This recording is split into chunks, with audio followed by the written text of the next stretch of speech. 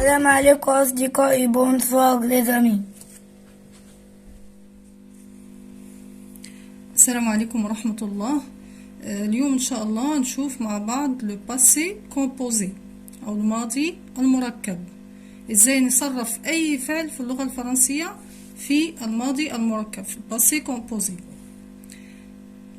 Le passé composé هو un temps composé et formé de l'auxiliaire avoir ou de l'auxiliaire être. الماضي المركب هو واحد لو طون، يعني وقت مكون composé من l'auxiliaire avoir أو l'auxiliaire être، الفعل المساعد avoir أو الفعل المساعد être، et du participe passé du verbe conjugué، هو النعت بتاع الفعل اللي احنا عايزين نصرفه في الباسي كومبوزي. ناخدو مثال، مثلا فعل هيتصرف مع l'auxiliaire être. l'auxiliaire être le présent بتاعه هو le présent de l'auxiliaire être هو je suis، tu es، il est، elle est، nous sommes، vous êtes. دايما هنا بننطق la liaison vous êtes، ils sont، elles sont.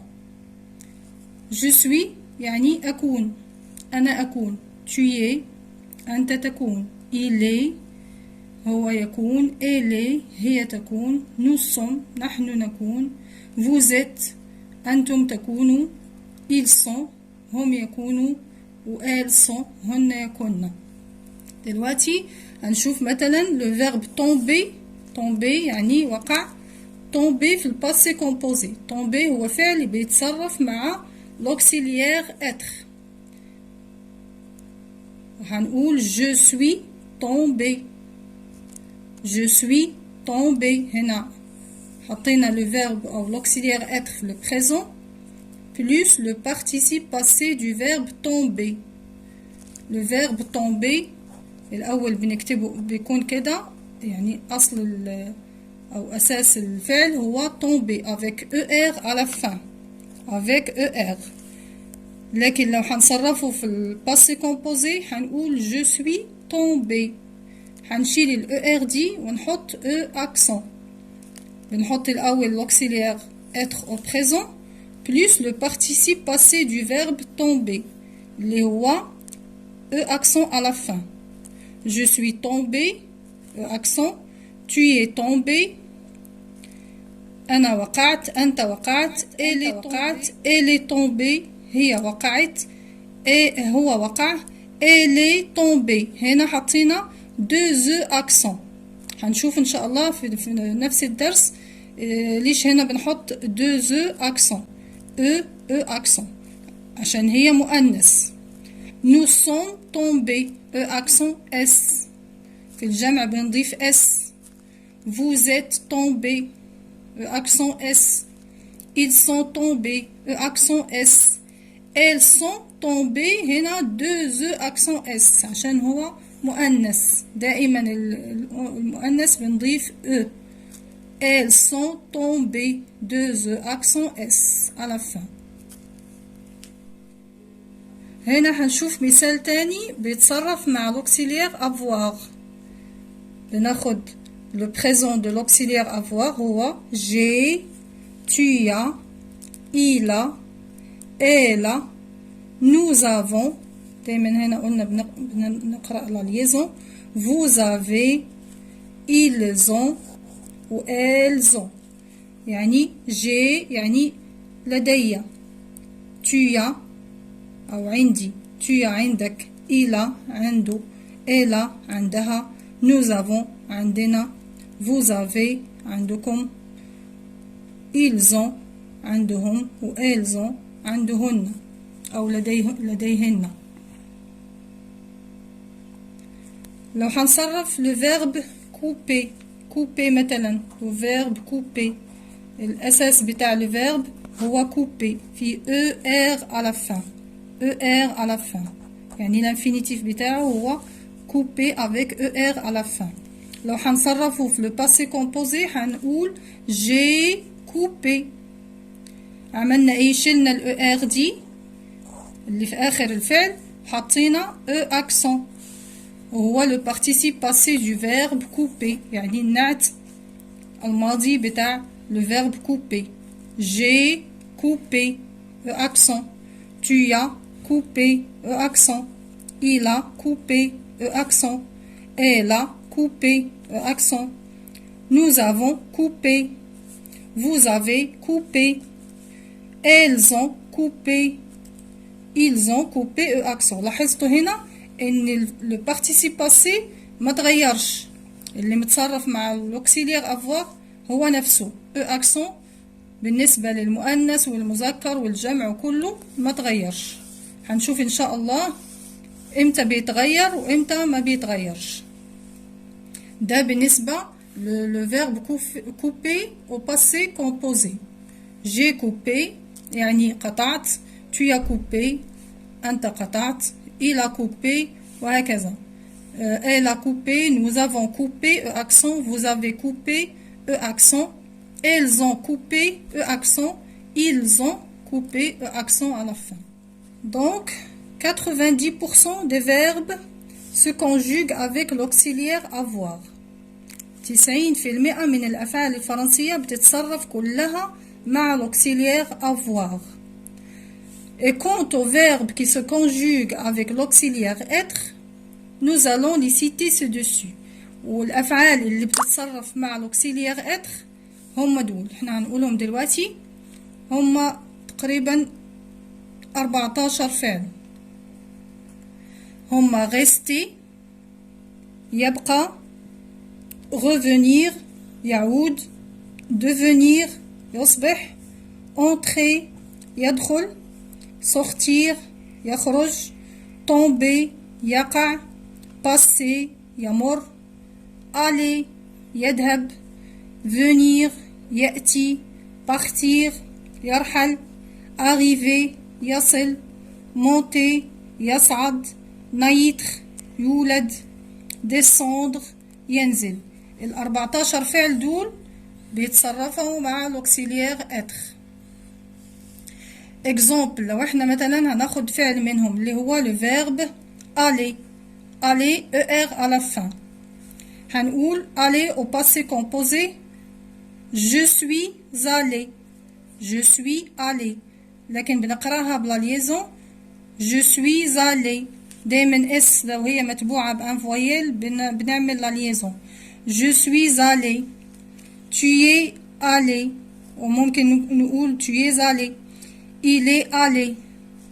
elle est allée. يعني أنا ذهبت، أنت ذهبت، هو ذهب، هي ذهبت. nous sommes allés.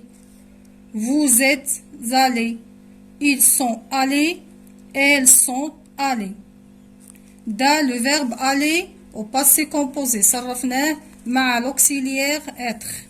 بنحط l'auxiliaire être au présent plus le participe passé du verbe aller اللي هو accent à la fin. نحفظ دايما الأفعال دي. ال14 فعل دول هم بس اللي بيتصرفوا مع l'auxiliaire être، والباقي 90% من الأفعال كلها بتتصرف مع l'auxiliaire avoir.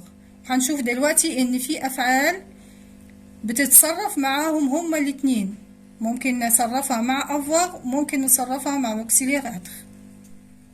Il y a des verbes qui se conjuguent avec le verbe auxiliaire être et avoir. Et il y en a 6 en plus de leurs dérivés. قلنا إن في أفعال بتتصرف مع l'auxiliaire être و avoir، ممكن نصرفها مع الاتنين. هما في المجموع 6 أفعال.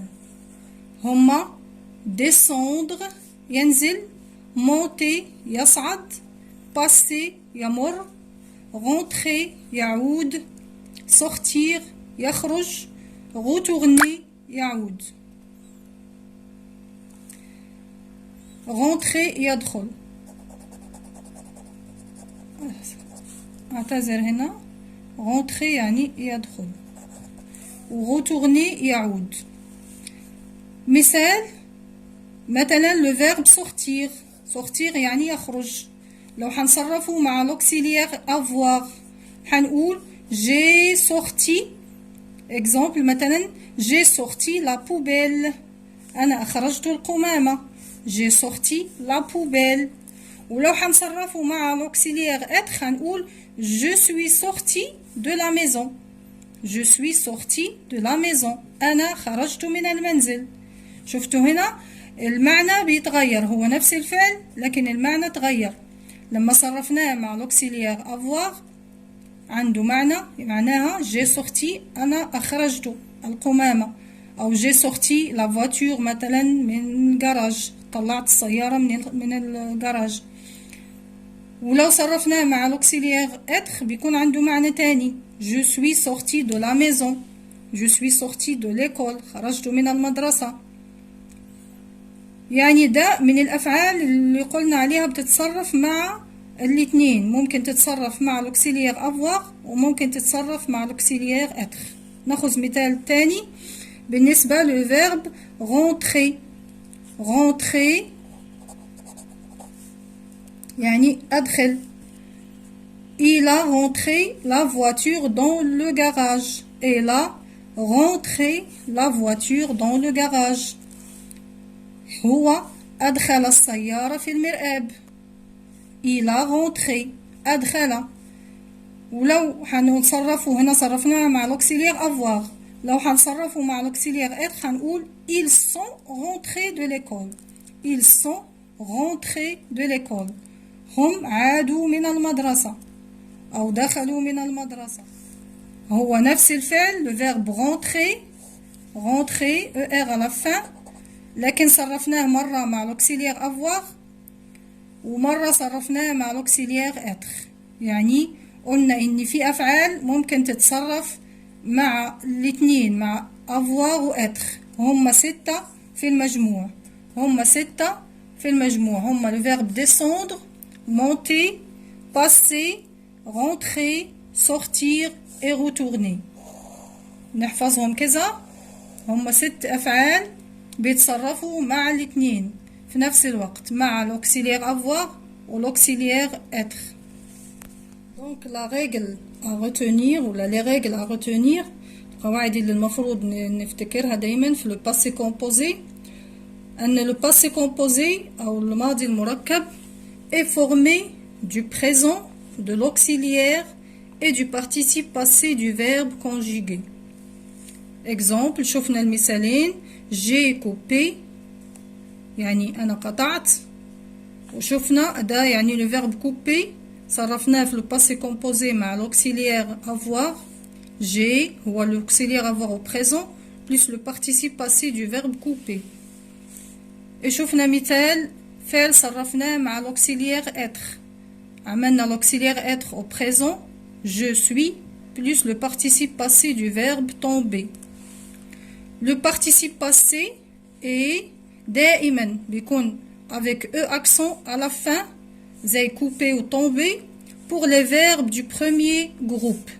les verbes du premier groupe اللي احنا شفناهم في الدرس السابق اللي بينتهوا ب er à la fin كلهم le participe passé بتاعهم فيه e accent à la fin.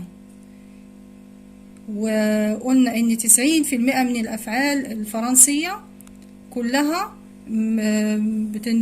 بتنتهي ب er، كلها بنصنفها افعال من المجموعة الاولى premier groupe comme couper comme tomber كلهم le participe passé بتاعهم بينتهي ب e accent à la fin. وعندنا أفعال تانية بتنتهي ب i à la fin ودول بنصنفهم من المجموعة التانية. ce sont les verbes du deuxième groupe. مثال comme franchir. franchir ده le participe passé بتاعه بياخد i à la fin. franchi. franchi. et les verbes qui se terminent par re, les verbes du troisième groupe, le participe passé بتاعهم بياخد u à la fin. exemple attendre. attendre le participe passé بتاعها هو attendu. attendu. attendre يعني انتظر. attendu. et les verbes اللي فيهم war ir à la fin دول مثلا زي savoir يعني أعلم savoir. le participe passé بتاعها هيكون su هو su بتاخد u à la fin. وعندنا أيضا les verbes pronoms هم الأفعال الضميرية. les verbes pronoms sont tous conjugués avec l'auxiliaire être بالإضافة إلى 14 فعل اللي قلنا بيتصرفوا مع l'auxiliaire être فقط. في أفعال تانية اسمها les verbes pronoms هي الأفعال الضميرية. et ce sont des verbes précédés de ce ou s apostrophe هم الأفعال المسبوقة ب ce ou bien s apostrophe. exemple se lever يرتفع se méfier يحذر s'amuser يتسلى s'asseoir يجلس ممكن le verbe s'appeler يسمى أو يتسمى. دول كلهم بيتصرفوا مع l'auxiliaire être مع l'auxiliaire être. لو هنصرفهم في le passé composé بنصرفهم مع l'auxiliaire être بنحط l'auxiliaire être au présent plus le participe passé du verbe se lever مثلا ou bien se méfier ou bien s'amuser ou s'asseoir ou s'appeler. À l'exception des verbes susmentionnés وباستثناء هذه الأفعال اللي احنا قلنا عليها السابقة tous les verbes restants كل الأفعال المتبقية sont conjugués avec l'auxiliaire avoir. كل الأفعال الباقية في اللغة الفرنسية كلها بتتصرف مع l'auxiliaire avoir. احنا قلنا إن 90% من الأفعال كلها بتتصرف مع l'auxiliaire avoir sous cette forme بهذه الطريقة. بنحط l'auxiliaire avoir au présent plus le participe passé du verbe. بنشوف بس le verbe واش هو من le premier groupe ou le deuxième groupe ou le troisième groupe وبنعرف ازاي نعمل البارتيسيب باسي بتاعه نعت الماضي بتاعه. j'ai plus le participe passé, tu as plus le participe passé, il ou elle a plus le participe passé, nous avons plus le participe passé, vous avez plus le participe passé, ils ou elles ont plus le participe passé du verbe conjugué au passé composé. Donc le participe passé employé avec avoir, son complément reste invariable. Exemple, nous avons coupé. قطعنا نحن قطعنا. Elles ont coupé. هن قطعنا. هنا nous avons جمع. لكن le participe passé بتاعه فضل زي ما هو ما بيتغيرش invariable. Coupé accent à la fin. ما حطيناش اس معاه. ما ضفناش الاس بتاع الجمع. اللي بيتصرف مع l'auxiliaire avoir reste invariable. وهنا elles ont coupé هن مع ان هن مؤنث ما ضفناش accent تانية ما قلناش coupé 2 accent s لا كل الافعال اللي بتتصرف مع l'auxiliaire avoir reste invariable. le participe passé بتاعها بياخد accent à la fin بس ما بنضيفش s ولا بنضيف لكن الأفعال اللي بتتصرف مع le participe passé اللي بتتصرف مع l'auxiliaire être le participe passé employé avec être s'accorde en genre et en nombre بيتوافق مع الفعل بالجنس وبالعدد avec le sujet du verbe. exemple nous sommes tombés نحن وقعنا nous جمع حطينا اس هنا nous sommes tombés accent اس ضفنا اس في الآخر. elles sont يعني هن وقعنا elles sont tombées ضفنا بتاع المؤنث وضفنا اس بتاع الجمع يعني tombé 2 accent s à la fin. nous sommes tombés accent s à la fin ou elles هن elles sont tombées 2 accent s à la fin. يعني الأفعال اللي بتتصرف مع l'auxiliaire être كلها بتتوافق مع الفعل أو مع le sujet مع le pronom أو الضمير الشخصي الضمائر الشخصية les pronoms personnels en genre et en nombre حسب الجنس وحسب العدد. لو جمع بنحط اس، لو مؤنث بنحط او زائد، ولو مؤنث وجمع بنحط او اس. دونك ملاحظة، le participe passé du verbe avoir هو eu. j'ai eu يعني حصلت. j'ai eu. Ou le participe passé du verbe être هو été. j'ai été. كنت. j'ai été. Donc, à retenir, les verbes être et avoir sont également des verbes auxiliaires. Ils perdent leur signification pour former les temps composés d'autres verbes. يعني الأفعال être و avoir هم أيضا أفعال مساعدة، وبيفقدوا المعنى بتاعهم لما بيتصرفوا مع أفعال تانية. Exemple مثال être plus partir. partir ده من الأفعال اللي قلنا بيتصرف مع l'auxiliaire être. في المضارع le présent هنقول أمين part à l'école. أمين يذهب إلى المدرسة. صرفناه في le présent par le verbe partir قلنا par. Et au passé composé هنعمل أمين est parti. هنحط et اللي هو l'auxiliaire être au présent plus le participe passé اللي هو النعت الماضي بتاع le verbe partir. هو parti à la fin. I à la fin. Parti I à la fin. هو أمين est parti à l'école. ذهب أمين إلى المدرسة. est parti à l'école. ومثال فعل بيتصرف مع le verbe avoir هو manger. manger avec ER à la fin, c'est un verbe du premier groupe. C'est-à-dire le passé au présent. بنقول Ali mange une pomme. Ali يأكل تفاحة. Ali mange une pomme. لكن في الباسي composé بنضيف معاه l'auxiliaire avoir au présent plus le participe passé du verbe manger. Ali a mangé une pomme. Ali a mangé une pomme. A هو l'auxiliaire avoir au présent plus le participe passé du verbe manger. شلنا ال ER وحطينا E accent à la fin. Ali a mangé une pomme.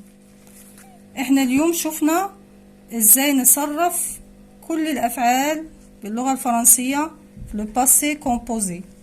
قلنا انها كلها بتتصرف مع l'auxiliaire être و avoir. شفنا الافعال اللي بتتصرف مع l'auxiliaire avoir والافعال اللي بتتصرف مع l'auxiliaire être، وفي افعال بتتصرف مع être و avoir الاثنين، وفي افعال تانية اسمها افعال ضميرية بتتصرف مع l'auxiliaire être لوحده. اتمنى الشرح اليوم يكون واضح. ان شاء الله لو انتوا تابعتوا الفيديو من الاول للاخر مش هيكون عندكم مشكل في تصريف اي فعل في اللغة الفرنسية في le passé composé او الماضي المركب. وشكرا على المتابعة، والى اللقاء في فيديو قادم ان شاء الله.